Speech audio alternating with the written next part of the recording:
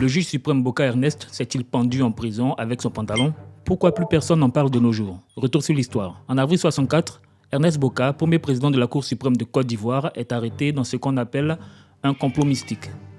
Officiellement, il voulait renverser Houphouët-Boigny avec de la sorcellerie. Le lendemain, on le retrouve pendu à Yamoussoukro, à la prison d'Assabou.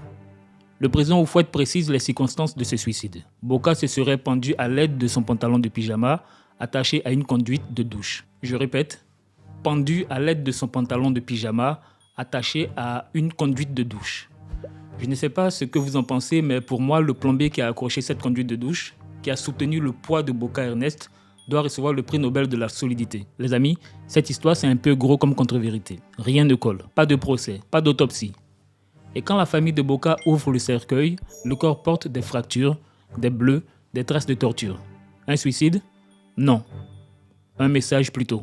Au fait, si tu veux une version plus détaillée de cette histoire, retrouve-moi sur ma chaîne YouTube Code d'Histoire, donc ma chaîne YouTube Code d'Histoire. Chaque jour, je te dévoile une histoire que l'école ne t'a jamais dite sur la Côte d'Ivoire en particulier et l'Afrique en général.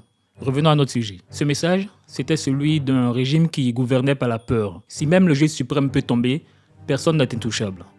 Pendant 50 ans, silence total. Son nom est effacé des livres, effacé des mémoires. Mais chaque clic, chaque partage, chaque lecture ravive sa justice. Et l'histoire ne s'éteindra plus. C'est pour le futur que notre passé doit demeurer présent. À bientôt sur Code d'Histoire.